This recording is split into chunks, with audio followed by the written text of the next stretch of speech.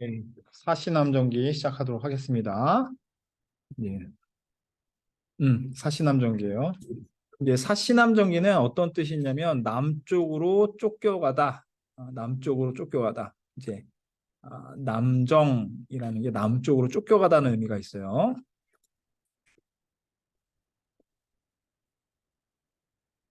이런 의미가 있겠죠. 이 사시라는 건 이제 당연히 사시죠. 사시입니다. 사시가 남쪽으로 쫓겨가다 이런 의미가 있어요. 어, 그러니까 사씨가 남쪽으로 쫓겨가다. 또 하나는 여기 이제 사씨의 남편인 유할림이라는 사람도 있거든요. 유할림도 조정에서 쫓겨나는 상황이 있거든요. 유할림. 이것도 이제 유할림도 쫓겨나가는 상황을 이렇게 표현한 겁니다. 이 소설은 김만중이 숙종 때 유배지에서 지은 소설이라고 보면 될 것 같아요. 지은 소설이다. 그래서 풍간적이라는 표현이 했죠. 풍간이라는 게 뭐냐면 완곡한 표현으로 잘못을 고치도록 말하는 거야. 풍간이라는 건 완곡한 표현으로 잘못을 고치도록 말하는 것을 뭐라고 한다? 풍간이라고 얘기하는 거야. 풍간. 응? 풍간. 숙종 때 이야기를 이제 돌려서 고치도록 왕이 고치도록 소설로서 만들었다라고 보면 되겠죠. 이제 국문 소설이라는 건 뭐냐? 한글로 지었다라는 거고 가정 소설은 일반적으로 처첩 간의 갈등이 많습니다. 나중에 이 소설이 약간 그 자본주의화 되면서 많이 팔려야만 됐어 또는 많이 빌리도록 했어야만 됐습니다. 그래서 이 가정 소설이 나중에는 뭘로 바뀌냐면 가문 소설로 바뀝니다. 가문 소설. 가정 소설은 한 대의 이야기야. 그러니까 남편과 아내와 첩의 이야기라면 가정 소설 같은 경우는 어, 남편, 아내, 첩의 이야기에서 자식 얘기로 또 넘어가고 자식에서 손자 얘기로 넘어가는 거야. 그 이야기가 길어질 거 아니야. 그치? 이야기가 길어집니다. 가문 소설이라고 얘기하는 거야. 여러분들이 기억해야 될 것은 그래서 풍간적의 의미를 반드시 기억하라. 완곡한 표현으로 잘못을 고치도록 이야기를 하는 거예요. 뭔 얘기인지 알겠죠? 그렇죠? 일부 다처제 뭐 이런 얘기가 나오죠. 일부 다처제는 남편이 한 명이고 여러 명의 이제 부인이 있는 것을 인정해주는 뭐 제도다 이렇게 보면 되겠고요. 처첩 간의 갈등은 본부인과 첩 간의 갈등이에요. 그죠? 본부인과 첩 간의 갈등. 여기에서 이제 사씨와 교씨가 나오는데 사씨가 계속해서 자식이 안 생기니까 오히려 남편한테 얘기해가지고 첩을 드리자 이렇게 얘기를 합니다. 뭐 여러 원인이 있겠지만 옛날에는 개인의 안위보다는 가문의 어떤 그 대를 잇는 것이 상당히 중요했단 말이지.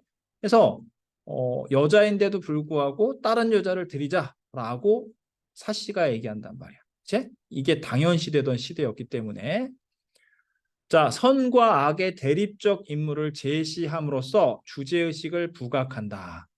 선과 악의 대립적 인물이 나와요. 선과 악의 대립적 인물. 사씨는 선적인 선에 이제 들어가 있는 인물이고 교씨 같은 경우는 악에 들어가 있는 인물이야. 유알림 같은 경우는 똑똑하고 착하긴 한데 이제 교씨의 농간에 놀아나는 어떻게 보면은 이제 살짝 우둔한 인물로 나옵니다.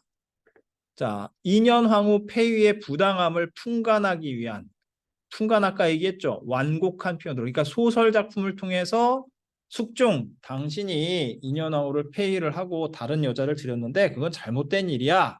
라는 것을 고치도록 하기 위해서 소설 작품으로서 돌려서 표현했다는 얘기입니다. 그래서 2년 황후 폐위의 부당함, 잘못된 것을 풍간하기 위해 완곡한 표현으로 잘못을 고치도록 하기 위해서 그런 목적으로 창작된 소설이다라고 보면 될 것 같아요. 여기까지 되나요? 이제 자, 왼쪽 이 작품은 이런 표현이 나오죠. 가정 내 갈등을 소재로 한 작품이다. 조선 후기 작품입니다. 아까 얘기했듯이 국문소설이라고 하는 것은 뭐라고? 한글로 지은 소설이다. 그치? 우리가 이런 고전 소설을 읽는 이유는 그 당시 살았던 사람들의 문화라든가 언어라든가 삶의 방식 등을 전반적으로 살펴볼 수 있기 때문에 배우는 거예요. 자, 다시 사시남정기는 어떤 의미가 있다고 했어요? 사시가 남쪽으로 쫓겨난 기록 이야기다라고 보면 되겠고, 단순히 이제 사시가 남쪽으로 쫓겨난 이야기일 수도 있지만은 더불어 그 사시의 남편인 유할림도 뭐예요? 그 교씨의 그 정부 바람핀 대상인 동청이라는 애가 있어. 동청이랑 꾸며가지고 유할림을 조종해서 쫓아낸단 말이야. 요 이야기일 수도 있다는 얘기죠. 남정이라는 거 남쪽으로 쫓겨가다 이런 뜻이 있어요. 자, 그리고 앞부분의 줄거리 보도록 할게요. 명나라의 재상 유희래요. 늦음하기 아들 연수를 얻는다. 명나라의 재상, 아주 높은 직책에 있는 사람이죠.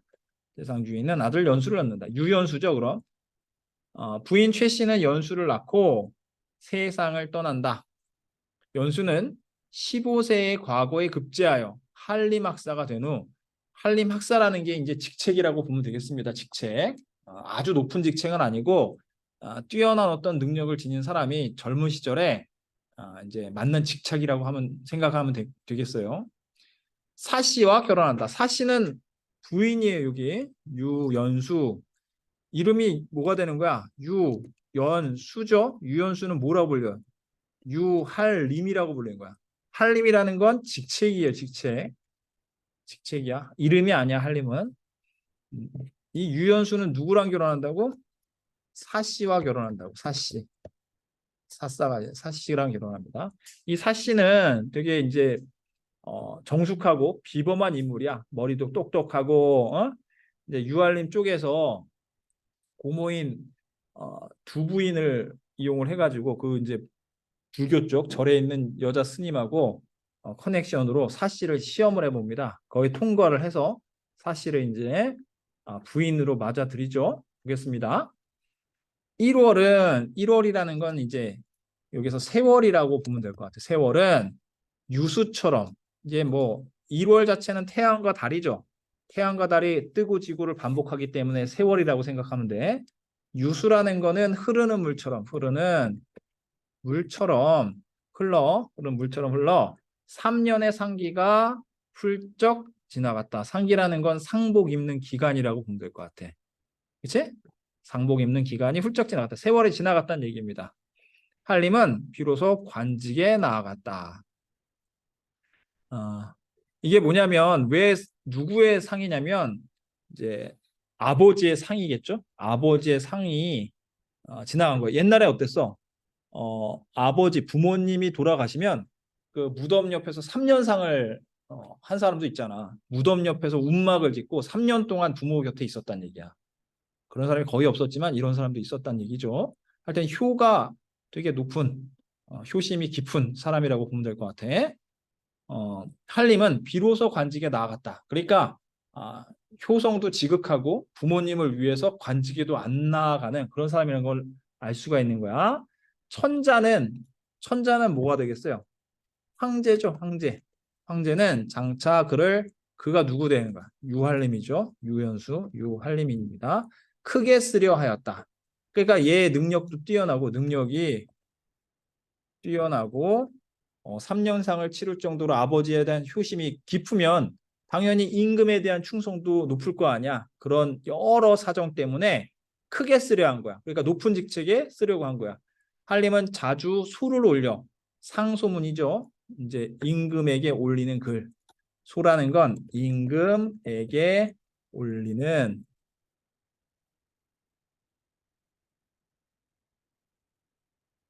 글이라고 보면 되겠어요. 조정의 득실, 얻고 잃는 것을 논했다. 그런데 엄승상이라는 건 이제 승상이 지금으로 따지면 약간 국무총리 느낌이란 말이야.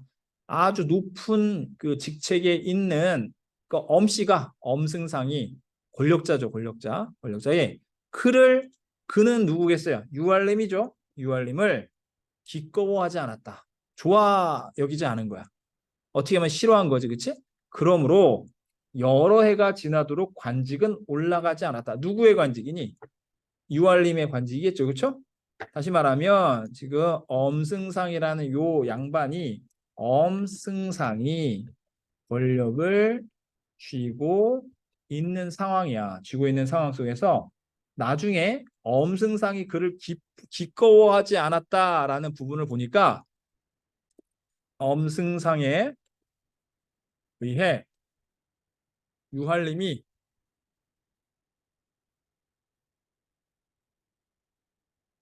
위기가 올 수 있음을 암시하고 있는 부분이다라고 보면 되겠지. 싫어하잖아. 싫어하잖아. 기꺼워하지 않았다. 기뻐하지 않았다. 반가워하지 않았다.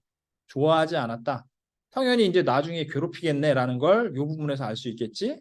굳이 이런 얘기를 왜 하겠어? 나중에 괴롭힐까라는 걸 미리 알려주는 거기 때문에 암시라는 거지. 그러므로 여러 해가 지나도 관직은 올라가지 않았다. 아, 됐죠? 그 무렵 한림 부부는 나이가 모두 23살이었다. 그들이 한림 부부는 누구 얘기하는 거야? 유할림, 즉 유연수하고 사씨겠죠? 유연수, 사씨. 나이가 모두 23살이었다. 지금으로 따지면 뭐 되게 어리잖아. 여러분들도 여러분들은 군대 간 아저씨 뭐 군인 아저씨 이렇게 표현하잖아. 군인 아저씨들 나이가 몇 살이겠냐? 20살, 21살이야. 아저씨가 아니야. 아저씨가 아닙니다. 근데 23살이면요. 옛날 기준으로 봤을 때 되게 나이가 많은 거지. 왜냐하면 너네 나이 때 결혼했기 때문에. 중3, 고1 나이 때 결혼했어요. 옛날에. 자, 그들은 성혼한이라는 건 이제 결혼한 지도, 혼인을 한 지도 한 10년 가까이 흘러갔다. 하지만 아직 자녀가 없었다. 옛날에 그 주요한, 어, 자, 여기 보세요. 옛날에는 어때요? 그 자식을 얻는다라는 게 상당히 중요했단 말이야. 자식을 얻는다는 게 뭐냐면 대를 잇는다는 거지. 대. 그러니까 자기 아들을 낳고 그 가문을 잇기 위한 노력을 하지 않으면 아주 큰 잘못을 한다고 생각을 한 거야. 그래서 어떤 사람들은 그 친척의 아들이 있으면 오히려 그 걔 아들을 데려와 가지고 양자로 드릴 정도로 대를 잇는 거에 대해서 상당히 중요시 여겼었습니다.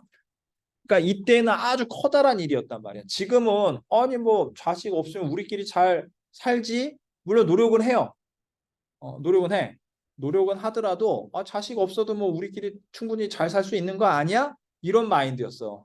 근데 옛날에는요. 이게 엄청난 죽을 만큼 큰 죄라고 여겼단 말이야. 자, 보겠습니다.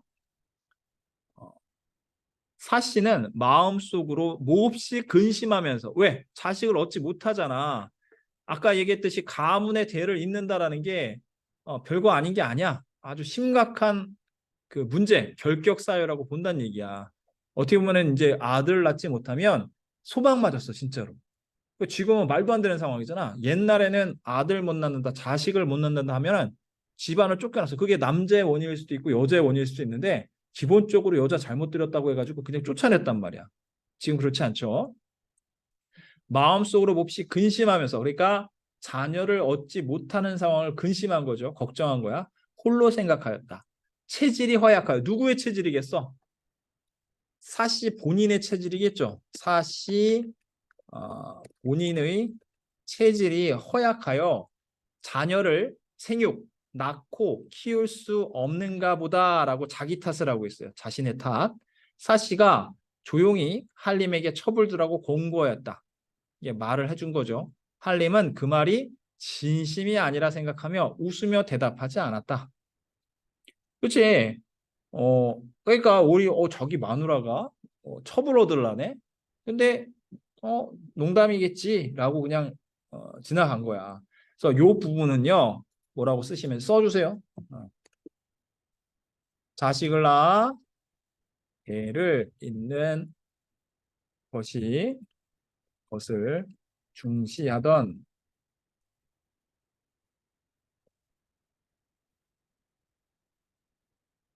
게다가 당대의 가치관을 짐작할 수 있겠죠? 그러니까 정확하게는 일부 다처제 용인하던 시기입니다. 일부 다처제를 용인하던 시기다라는 것이, 그치? 됐죠? 사씨가 조용히 한림에게 첩을 두라고 권고하였다. 한림은 그 말이 진심이 아니라 생각하며 웃으며 대답하지 않았다. 사씨는 남몰래 매파를 시켜, 이제 중매쟁이를 시켜 양가에서, 양가라는 건 좋은 집안입니다. 좋은 집안. 양가라는 건 뭐 양갓집 규수할 때 그 양가죠. 좋은 집안에서 쓸만한 사람은 이게 누가 되는 거야? 첩이 되겠죠. 첩을 고르게 하였다. 두 부인이라는 건 뭐냐면은 두 명의 부인이 아니라 유알림의 고모입니다. 아버지 동생. 두 부인이 그 말을 듣고 몹시 놀라 이내 사씨를 찾아갔다. 듣자하니 낭자가 장부를 위해, 장부라는 건 남편이죠. 남편 누굽니까? 유알림이겠죠. 남편 유할림을 위해 첩을 구한다고 하던데 그것이 정말인가? 그렇습니다. 집안에 첩을 두는 것은 환난의 근본이야. 환난이 뭐예요? 근심과 재난의 근본이다. 첩을 왜 두느냐?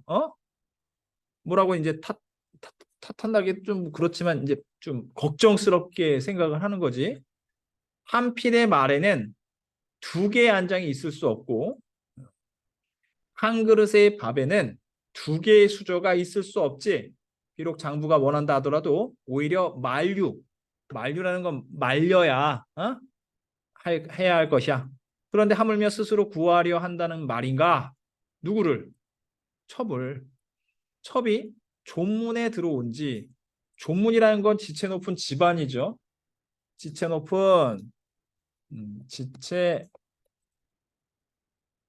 높은 한림 유연수의 집에 들어온 지 이미 9년이나 지나갔습니다. 그러니까 결혼한 지 9년이 지나갔다는 얘기야.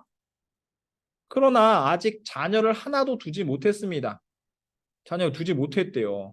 옛날 법도에 따르자면, 옛날 법도라는 거 이제 옛날에 어떤 그 지켰던 규칙들이 있겠죠. 뭐 문화, 응당, 내침, 누가 내침을 당한다는 게.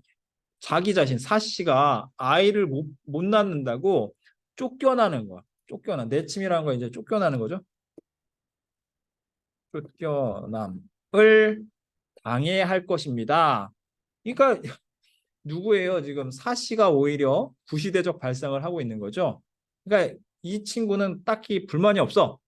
남자의 가문을 잇기 위해서 첩이라는 것이 반드시 있어야 되지 않느냐라고 생각을 하고 있는 거야.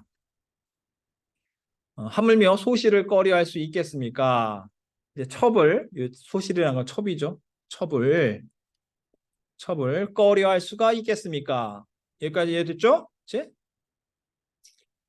다음 장. 자녀의 생육이 낳아서 기르는 것이 빠르거나 늦으면 천수에 달린 것이야. 천수라는 거 운명이죠. 운명에 달린 것이야. 다시 말하면 네가 지금 아이를 못 낳더라도 나중 돼서 또 나올 수 있어. 이건 운명이기 때문에 좀 기다려봐. 이런 의미야. 사람들 가운데서는 간혹 30이나 40살 이후에 처음으로 자식을 낳는 경우도 있지. 그치? 낭자는 이제 겨우 20살을 넘겼어. 어찌하여 그처럼 근심을 지나치게 하는가? 근심이라는 게 자식 못 낳는 걱정이죠. 자식을 아직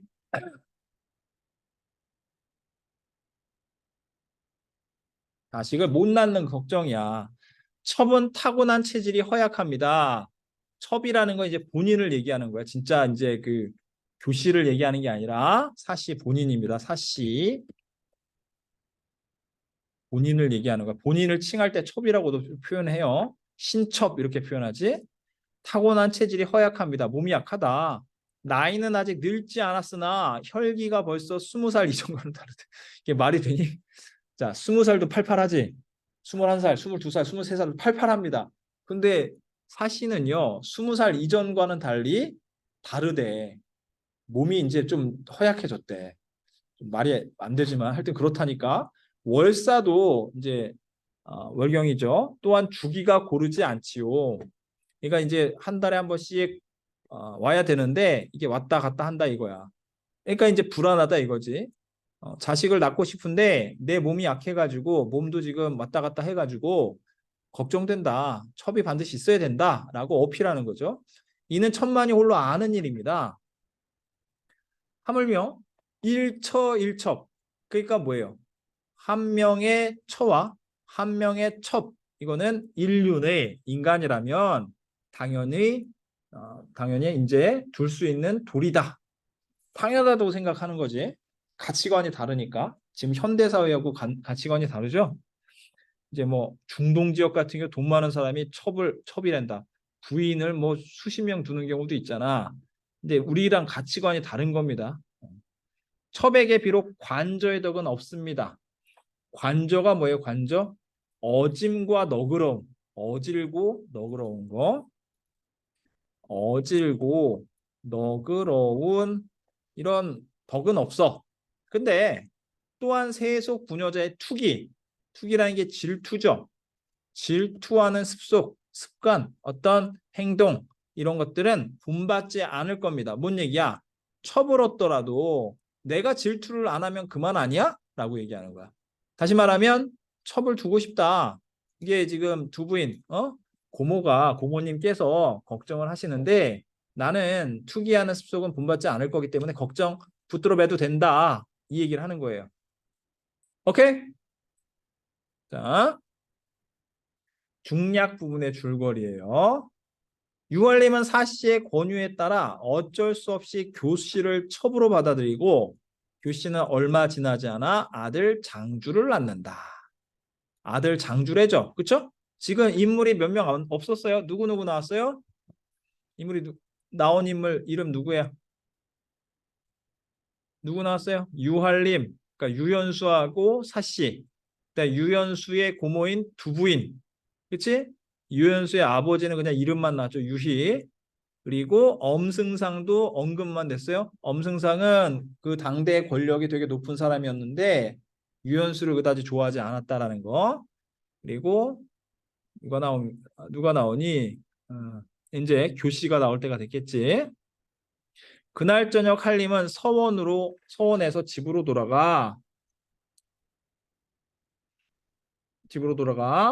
백자당으로 갔다. 하지만 술에 취하여 잠을 이룰 수 없어 난간을 의지하고 앉아 있었다. 마침 달빛은 대낮처럼 밝고 꽃그림자가 창문에 가득하였다. 한림이 교씨에게 명하여, 교씨는 누구예요? 이제 사씨가 청해가지고 얻은 첩이라고 보면 되겠지. 자기가 이제 아들을 못 낳으니까 교씨라는 첩을 얻은 거야. 근데 아들을 낳았다고 했어. 이름이 뭐라고 했죠? 아까? 교씨 아들 장주죠. 장주. 그치? 중략 부분의 줄거리에 나옵니다. 여기까지 이해되니? 얘들아, 고전소설 같은 경우는 인물 관계가 복잡한 것 같지만 의외로 간단해. 근데 인물의 이름이 또는 호칭, 명칭이 달리 표현되는 경우가 있기 때문에 누가 누구라는 것만 딱 붙잡아서 생각을 붙잡아 갖고 있으면 이렇게 내용 파악하기는 어렵지 않습니다. 노래를 부르게 하였다. 교씨는 감기가 들어 목이 아프다는 구실로 사양하였다. 그러니까 유알님이 교씨에게 노래를 시켰는데 교씨는 감기 들어 목이 아픕니다 라고 하면서 노래 안 불렀다는 얘기야. 한림이 다시 말했다. 그렇다면 검은고를 대신 타게 교씨는 그 명도 역시 따르려 하지 않았다. 한림이 제3 재촉하였다. 두 번, 세 번 재촉하였다. 그러자 교씨는 문득 앉은 자리가 젖을 정도로 눈물을 펑펑 흘렸다. 한림은 괴이한 이상한 생각이 들었다. 자네는 누구 얘기하는 거야? 자네 누구 얘기하는 거야? 교씨 얘기하는 거지. 그치? 교씨 자네가 내 집이라고 할 때 내는 누굴 얘기하는 거야? 유할림이죠. 유할림. 유할림 본인입니다. 들어온 일에 지금까지 불평하는 기색을 본 적이 없었나에 오늘은 무슨 일이 있었기에 그렇게 서러워하는가? 교씨는 대답도 하지 않고 더욱 굿을 피울었다라고 해서 지금 유할림 자체를 낚으려고 하는 거야. 응? 자기 이야기를 좀 집중하게 하려고 처음부터 얘기를 안 하지. 할림이 굳이 그 까닭을 물었다. 마침내 교씨가 입을 열었다. 하문하시는데 물으시는데 아랫사람한테 물으시는데 대답하지 않는다면 상공에게 죄를 넣고 대답을 한다면 부인에게 죄를 얻을 것입니다. 그러니까 내가 연주하지 아니하고 노래를 부르지 아니한 이유는 누구 때문이다? 사시 때문이다라고 얘기를 하고 있는 거예요. 대답하기도 어렵고 대답을 하지 않기도 또한 어렵습니다. 비록 매우 난처한 말을 한다 하더라도 내가 자네를 꾸짖지는 않을 것이야 라고 얘기하고 있어요. 다음 장. 그치? 음. 지금 다음 장 넘기기 전에 하문하시는데 대답하지 않는다면 상공에게 죄를 얻고 대답을 한다면 부인에게 죄를 얻는 것입니다. 여기는요. 교시 자체는요. 검은고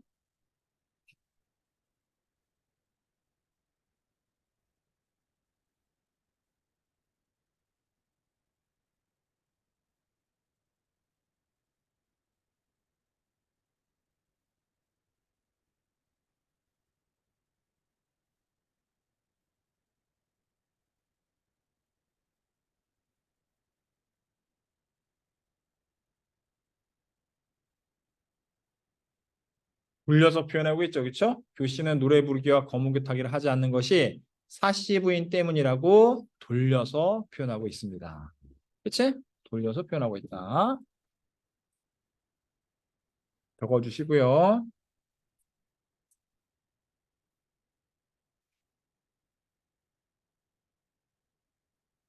됐니? 넘깁니다. 숨기지 말고 어서 말씀을 하게. 교시는 그제야 눈물을 거두고 대답하였다. 첩의 촌스러운 노래야. 첩이라는 건 이제 교시 본인을 얘기하는 거지. 거친 곡조는 본디 군자께서 군자라는 건 유할림이죠. 들으실 만한 것이 아닙니다. 단지 명을 받들고 마지못하여 못난 재주를 드러냈던 것일 따름입니다. 또한 정성을 다 기울여 상공께서 한번 웃음을 짓도록 하려는 것에 지나지 않았습니다. 무슨 다른 뜻이 있었겠습니까? 있었겠습니까? 라는 건 뭐예요?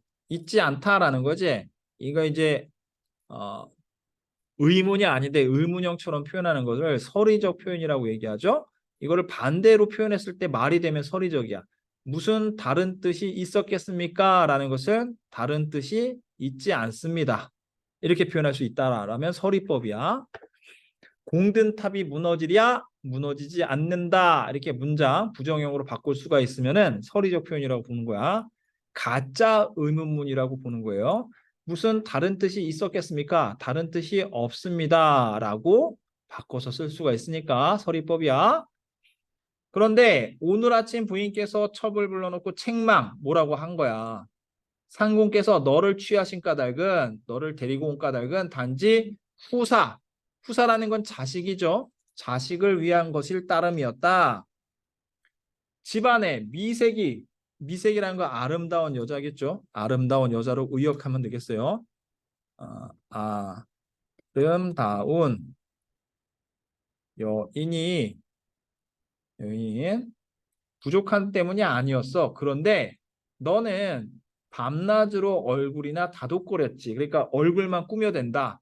또한 듣자 하니 음란한 음악으로 그러니까 이제 군자의 마음을 흔들게 하는 그런 말도 안 되는 음악으로 장부의 심지를 고혹 정신을 홀려가지고 가풍 집안의 어떤 가풍이라고 하죠. 집안의 어떤 그 문화 이런 것들을 무너뜨리고 있다고 하더구나. 이는 죽어 마땅한 죄이다라고 누가 얘기했다고 하는 거야? 누가 얘기했다고 하는 거야? 사씨가 얘기했다고 교씨가 거짓말하는 거지, 그치? 사씨가 교씨에게 이런 얘기를 했다고 교씨가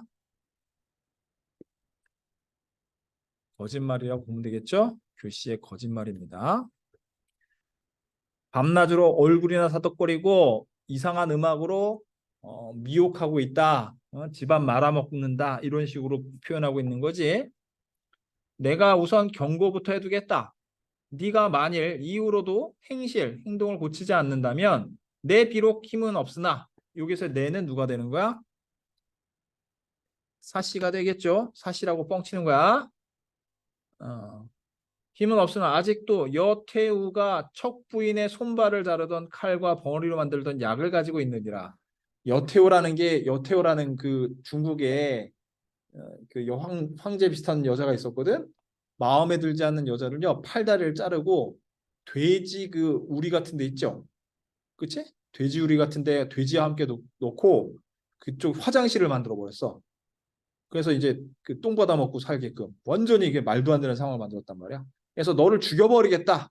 너를 개돼지처럼 만들겠다. 팔다리 잘라가지고 이 얘기하는 거야. 앞으로 각별히 삼가라 라고 사씨가 얘기했다고 거짓말하고 있는 거지. 어, 라고 하셨습니다. 처분본래 한미양 이제 뭐 별거 아닌 집안에서 자란 계집으로서 상공의 은혜를 받아 부귀영화가 극에 이르렀습니다. 어, 지금 죽는다 하더라도 여한이 없습니다. 단지 두려운 바는 상공의 청덕, 푸르른 덕이 소첩이라는 건 이제 교시 자기 자신을 얘기하는 거죠. 인하여 사람들에게 비난을 받게 되지 않을까 하는 점입니다. 그러므로 감히 명령을 따를 수 없었던 것입니다. 할림은 그 말을 듣고 깜짝 놀랐다. 의아한 생각이 들어 속으로 가만히 헤아려 보았다. 그치? 저 사람은 여기에서 사씨를 얘기하는 거죠. 이거 누가 생각하는 거야? 유알림이 저 사람이라고 표현한 거야. 평소 투기하지 않는다고 자부하고 있었지. 질투하지 않는다고 교씨를 매우 은혜롭게 대하고 있었어. 그러니까 유알림이 볼 때에도 평상시에 사씨가 교씨에게 잘해주는 게 보이잖아. 그리고 질투하지 않는다고 스스로 자부하고 있고 일찍이 교씨의 단점을 말하는 소리도 들어본 적이 없었어. 아마도 교씨의 말이 실정보다 지나친 것은 아닐까라고 하면서 처음에는 사실을 나쁘게 보지 않습니다. 할리만 한동안 조용히 생각하다가 교씨를 위로하였다. 내가 자네를 취한 것은 본디 부인의 권하는 바를 따른 일이었네. 또 부인이 일찍이 자네에게 해로운 소리를 한 적도 없었지. 이 일은 아마 비복들 밑에서 이제 그 데리고 있는 하인들이죠. 가운데서 누군가가 참언이란 게 뭐예요? 참언이 뭐니? 헐뜯는 소리죠. 거짓으로 헐뜯는 소리를 참언이라고 하는 거야. 음. 그치? 하였기에 부인이 잠시 노하여 화가 나서 하신 말씀이 지나지 않을 것이네. 그러나 성품이 본시 유순하니 자네를 해치려 하지는 않을 것이야. 염려하지 말게. 하물며 내가 있질 않나 자네를 어떻게 해칠 수 있겠는가. 교씨는 끝내 마음을 풀지 않은 채 다만 한림에게 살해할 따름이었다. 그래서 지금 이간질을 시키고 있어요. 누가? 교씨가 사씨와 유한림 사이를 이간질시키고 자기가 지금 괴롭힘 당하고 있다라고 거짓말하고 있는 거야. 그치? 그래서 유한림은 처음에는 어떻게 생각하고 있어? 사씨에 대한 신뢰를 버리지 않습니다. 당연히 교씨의 말이 과장되어 있다라고 느끼고 있어. 왜냐하면 사씨의 본래 성품 자체가 워낙 어질기 때문에. 그래서 믿질 않았지. 그냥 과장되었을 것이다 라고 얘기하고 있어요. 즉 여기에다가 써주세요. 뭐라고 쓰냐면 유할림이 사씨의 성품을 아이고 고려하여 교씨의 말을 다 받아들이지 않고 있다라고 보면 되겠지? 할림은 평소 교씨를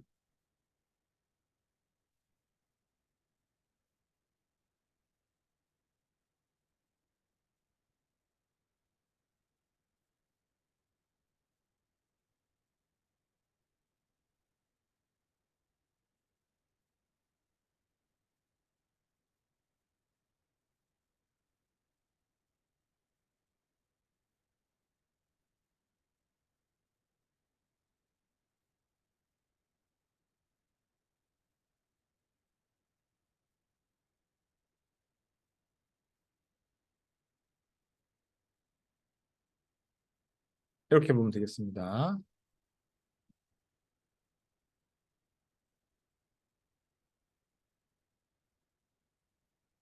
써주세요.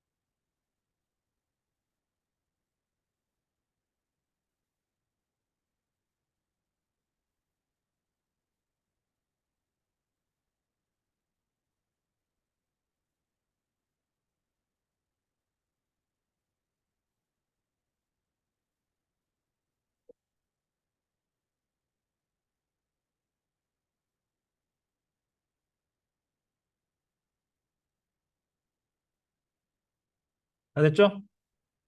넘깁니다. 옛말에 이르기를 호랑이를 그리는 데는 뼈를 그리기 어렵고 사람을 사귀는 데는 마음을 알기 어렵다. 옆에 나와 있듯이 열 길 물속은 알아도 한 길 사람들은 모른다. 이렇게 얘기가 나오죠. 교씨는 얼굴이 유순하고 말씨가 공손하였다. 겉모습만 보고는 판단하기가 어려운 거야. 그러니까 사씨가 지금 어떻게 하고 있어? 사씨가 교씨의 성품을 오해하고 있는 거죠. 유순하고 말씨가 공손하기 때문에 애가 착한 줄 아는 거야. 근데 알고 보니까 그 반대란 얘기죠. 사부인은 사시죠. 단지 좋은 사람으로 여겼을 따름이었다. 경계한 말씀은 경계한 말씀이라는 게 이제 오직 음란한 노래가 장부를 오도할까 그릇된 길로 이끌까 염려한 것이다. 그러니까 음악에만 빠지면 정신 못 차리니까 또는 춤이나 노래에만 빠지면 정신 못 차리니까 그냥 적당히 불렀으면 좋겠다라고 조언을 했는데 이제 삐뚤게 받아들인 거지 교씨가. 또한 교씨를 바른 길로 인도하려는 것이었다. 본디 사랑하는 마음에서 한 말이었다. 그러니까 사씨가 교씨를 아끼는 마음에서 이거는 좀 안 했으면 좋겠네 라고 얘기를 하는데도 고깝게 여긴 거야. 추워도 시기하는 생각은 없었던 것이다. 시기 질투하는 마음이 없었어. 그런데 교씨는 문득 분한 마음을 품고 교묘한 말로 참소하여. 야, 이런 사람들 있어, 진짜로. 그러니까 선생님도 그런 사람 딱 한 명 겪어봤거든. 앞에서는 온갖 달콤한 말로 다 얘기를 하는데 알고 보니까 사람 사이를 이간질 시키는 사람도 있어. 근데 없는 것 같잖아. 실제 딱 당해보면요, 정신을 못 차립니다. 그러니까 그런 이제 사람 볼 줄 아는 능력은 시간이 지날수록 점차적으로 키워야 되겠지. 그러니까 이제 소설 속에서도요, 이런 내용을 읽을 수 있어야 되는 거야. 옛날이든 지금이든 소설 안의 내용이 인간이 살았던 시기 때문에 다 있다는 얘기죠. 여자들 사이에 또는 남자들 사이에 시기 질투, 어떤 이제 뭐 여기서 나오는 어, 어떤 사람을 독차지하기 위한 계략 이런 것들이 다 있었다는 얘기죠. 자, 네 번째 줄 보겠습니다. 교씨를 바른 길로 인도하려는 것이었다. 본디 사랑하는 마음에서 한 말이었다. 추워도 시기하는 생각은 없었던 것이다. 그런데 교씨는 문득 분한 마음을 품고, 분한 마음이란 건 뭐야? 이제 조언한 건데 그걸 고깝게 받아들인 거지. 품고 교묘한 말로 참소하여 마침내 큰 재앙의 뿌리를 양성하였다. 부부와 처첩 사이는 진정 어려운 관계라 아니할 수 있겠는가? 한림은 교씨의 관계를 깨닫지 못했다. 하지만 사부인의 본의도 역시 의심하지는 않았다. 그러므로 교씨는 다시 참소를 행할 수 없었다. 그렇죠? 자, 뒷부분의 줄거리입니다. 사씨가 아들 이나 동그라미 적통이라는 게 뭐냐면 본부인의 자식이야. 본부인의 자식을 늦게나마 낳은 거지. 그러니까 10년 가까이 아이가 없어가지고 교씨 첩을 들였는데 장주를 낳았죠. 그런데 그 뒤로 적통 후계자 이나를 낳은 겁니다. 그건 뭐야? 결국에 이 인하가 가문을 잇겠죠. 낳자 자신의 지위가 불안해진 교씨는 문객이라는 게 옛날에 좀 직책이 높고 부자인 사람들한테는 이제 집 같은데 방 같은 데를 내주고 식객이라는 건 이제 그 식손님들 식사만 하고 좀 이제 기생충처럼 얹혀 사는 사람들이 있었어. 공부하는 사람들 중에서 그 문객 동청은 남자죠. 그 동청과 교씨가 사통하는 거야. 이제 바람 피는 거지. 짜고 친아들 장주를 죽이면서까지 사실을 모함한다. 그러니까 자기 아이로 죽인다고 누가 생각하겠어? 당연히 사씨가 했다고 모함을 하는 거지. 그렇죠? 유배되고 하여튼 뭐한다. 교씨의 흉계로 집에서 쫓겨난 사씨는 수월함에서 생활한다. 한편 유알림은 동청의 모함으로 유배되고 동청은 아까 뭐라고 했어요? 그 아까 얘기했던 교씨와 사통하는 바람피는 존재라고 했죠. 그 동청 때문에 유알림이 조정에서 쫓겨난 거야. 동청은 유알림을 고발한 공으로 지방관이 된다. 지방관청의 어떤 좀 높은 사람이 된다 이거죠. 나중에 유배에서 풀려난 유알림은 모든 것이 교씨의 흉계에 의한 것임을 알고 교씨와 동청을 처벌한다. 그리고 사씨를 만나 행복한 영화를 누린다. 이렇게 이야기가 끝나고 있습니다. 자, 오른쪽에 보면요. 요거까지 하고 잠깐 쉬도록 할게요.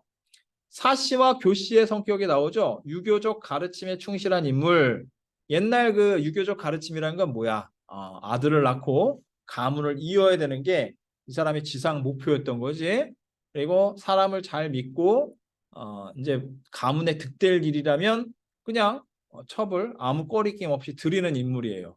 교씨는 얼굴은 예쁘고 선해 보이는 것 같아. 하지만 위선적이라는 건 뭐냐면 선을 가장했다. 선을 가장한 것을 위선이라고 합니다. 교활하고 사악하다. 그냥 나쁜 년이라는 얘기죠. 자, 인물에 대한 성격 제시가 나왔고요. 그 다음에 서술자의 개입이라고 나와요. 서술자의 개입. 서술자는 옛날에는 이제 전지적 작가 시점이 대부분이었잖아. 거기에 옛말에 이르기를 이거는 등장인물의 말이 아니야. 서술자의 목소리가 갑자기 나오는 걸 서술자의 개입이라고 하는 거야. 부부와 처첩 사이는 진정 어려운 관계라 아니할 수 있겠는가 그러면서 서술자가 등장해서 인물에 대해 평가하거나 이런 것들이 나오는 거를 서술자의 개입이라고 하는 거야. 서술자의 개입에는 편집자적 논평, 뭐 각설, 차설 또는 이제 감정을 직접적으로 드러내는 부분도 있고요. 하여튼 서술자의 목소리가 직접적으로 이렇게 나오는 걸 서술자의 개입이라고 얘기를 합니다. 잠깐 쉬었다 하겠습니다.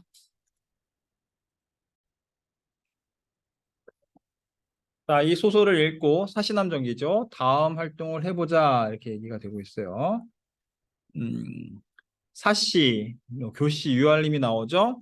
가정을 위해, 그러니까 유알림과 뭐예요? 자신을 위해서 첩을들이 이제 가정이라기보다는 여기에서 정확하게 표현하면 뭐라고 써야 되냐면 가문이라고 표현해야겠네. 가문. 가정이 아니죠. 가정이라는 것은 유알림과 사씨 내부의 이야기잖아.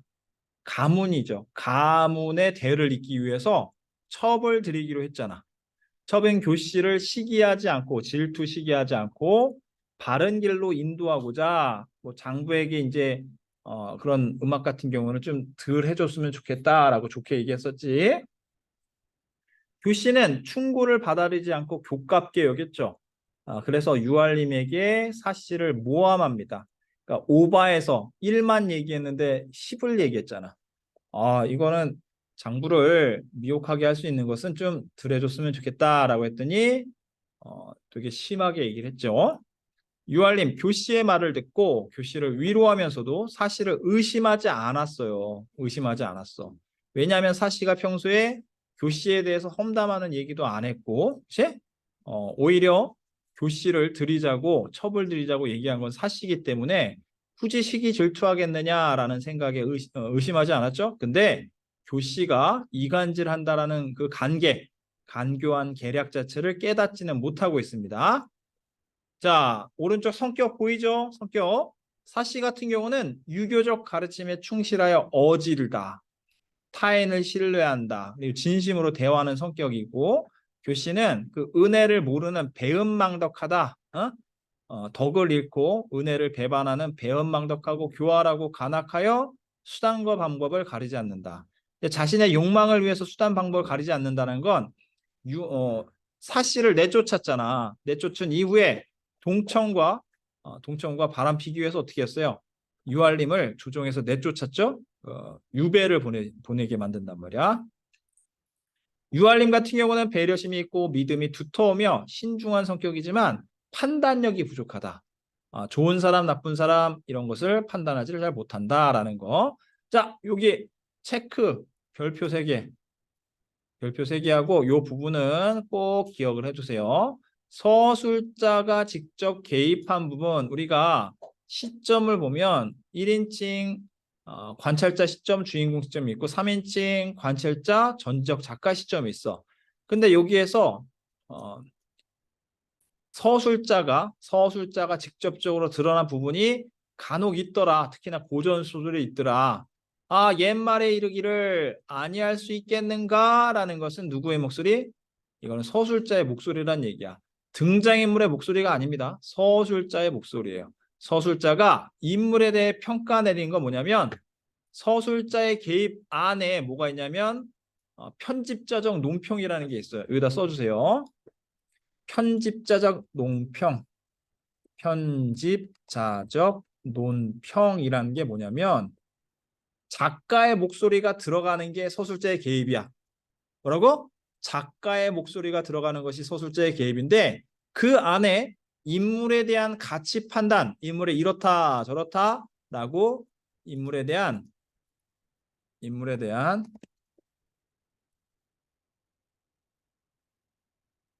가치 판단이 들어가면 이걸 뭐라고 본다? 편집자적 논평이라고 보는 겁니다. 알겠죠? 자, 밑에 다시 한번 볼게요. 서술자가 인물에 대해 평가를 내리고 사건의 정황을 해설해 줌으로써 독자의 이해를 돕고 있습니다. 또한 부부와 처첩 사이는 진정 어려운 관계라 아니할 수 있겠는가라고 의문을 제기함으로써 처첩 제도에 대한 문제를 부각하고 있다. 드러내고 있다. 이렇게 보면 되겠지. 그래서 아주 중요한 부분이에요. 나중에 내신 볼 때 또는 뭐 이제 수능이나 이런 데서도 언급이 돼요. 서술자의 개입, 서술자의 목소리가 드러나는 건데 등장인물에 대한 가치 평가가 들어가면 편집자적 논평입니다. 알겠니? 이거 정리한 거 잠깐만요. 내가 정리한 게 있을 텐데 어디 있더라? 여기 있나? 어디죠? 여기 있네.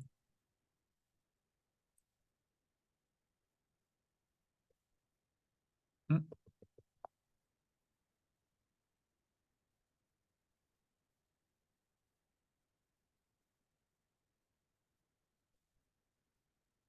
자, 잠깐만 보고 넘어갈게요.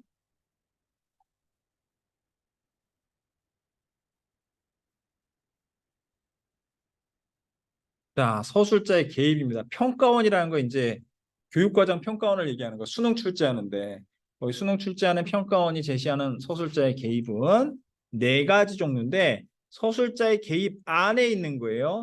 편집자적 논평, 감정의 노출, 그 다음에 3번째는 독자에게 말 걸기, 4번째는 서사 흐름 끊기가 있는데 첫 번째 제일 많이 나오는 게 편집자적 논평이야.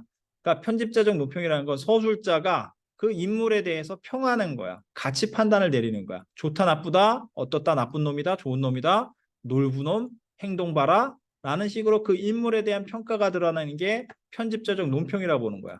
자, 서술자의 개입 안에 편집자적 논평이 있다라고 얘기했지, 그치? 놀부놈, 거동보소라고 놀부놈이 나쁜 놈이라는 걸 은연중에 드러내고 있고요. 감정의 노출이라는 것도 있어요. 감정. 누가 한림의 뜻을 돌릴 수 있겠는가라고 하면서 서술자의 목소리가 나오는데 어때요? 직접적으로 서술자의 감정이 나오는 겁니다. 그치? 독자에게 말 걸기라는 것도 있어요. 독자에게 말을 건다는 건 놀부는 거동보소 아까랑 똑같겠지만 이거는 듣는 또는 읽는 사람으로 하여금 그 내용을 얘기해 주는 거야. 읽는 사람들한테 어떤 내용을 전달해 주는 거. 즉 서술자가 독자에게 말을 거는 경우야. 하나 더. 서사 흐름 끊기라고 했는데 각설, 차설, 다음해를 보시라라는 건 뭐예요? 어, 자, 잠깐만요. 이것은 뭐냐면 장면이 바뀔 경우에 각설, 차설, 다음해를 보시라와 같은 말을 쓰면서 장면을 바꿔버립니다. 그래서 서사의 흐름이 끊기는 장면 전환과 관계가 깊은데 이 각설, 차설 같은 경우도 뭐라? 서술자의 개입 중의 일종이다. 근데 여러분은 기억해야 될 건 서술자의 개입에는 일단 편집자적 논평, 그 다음에 독자에게 말 걸기나 감정의 노출 등에서 일단 편집자적 논편만 잘 기억해 두세요. 등장인물에 대한 평가, 등장인물에 대한 가치평가가 들어가면 편집자적 논평이다. 알겠지? 자, 어디 갔니? 이건가?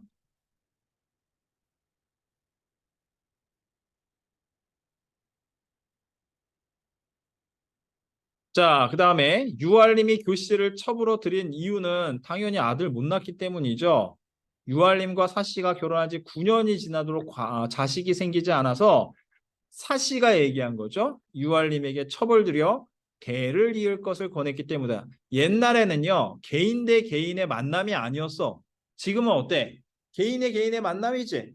물론 이제 뭐 집안이 좋은 집안들끼리는 대기업 같은 경우는 뭐 혼사를 아빠, 할아버지가 정해주는 경우가 많지만 지금은 어떻습니까? 개인 대 개인이 만나가지고 연애를 하잖아. 근데 옛날에는 가문 대 가문의 만남이었어요. 그래서 혼사를 정할 때에도 매파, 중개 이제 중매쟁이를 통해서 결혼을 했다는 얘기죠. 그래서 지금은 이해가 안 가는데라고 하더라도 옛날에는 당연시 여기던 거였어. 그 집안의 어떤 뼈대 있는 집안이냐 이걸 봤단 말이지. 이제 왜? 가문 대 가문의 결합이니까 당연히 그렇게 봤었겠죠. 하여튼 얘기가 됐고 교씨가 사씨를 모함하는 이유는 어때요? 사씨가 아들을 낳잖아. 그치? 이 나라는 장주 인하가 있을 때 이 나라는 아들을 딱 낳고 나서 자기의 지위가 불안하기 때문에 신뢰를 떨어뜨리고 자기가 살아남으려고 거짓말을 한 거지. 이 소설에 반영되어 있는 사회적 간섭, 뭐 일부 다처죠. 일부 다처제. 한 명의 남편이 여러 부인을 둘 수 있는 일부 다처 또는 일부 처첩이 있었고 일부 일처제는 뭐예요? 한 명의 남편이 한 명의 처만 거느릴 수 있는 뭐 거느리다는 표현도 좀 그렇지만 한 명의 처가 아니 한 명의 남편이 한 명의 부인을 데리고 살 수 있는 그런 게 이제 법이죠. 이제 허용되지 않고 있습니다. 이때에는 가능했다라는 거. 자, 나머지는 그냥 한번 쭉 읽어보시면 되겠고요. 이제 문법을 잠깐 보도록 해야 되겠죠, 그렇죠? 이제 드린 문법 있죠? 아이고, 요거 말고. 음,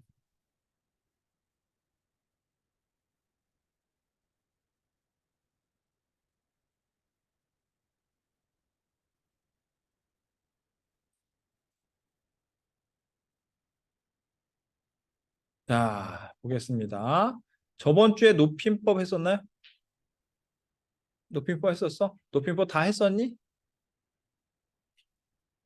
자, 높임 표현인데 보겠습니다. 높임 표현. 높임 표현은 이제 여러분들이 먼저 알아야 될 게 뭐냐면 지금 당장은 100%알 필요는 없지만 고등학교 1학년 때 뭐 나와요.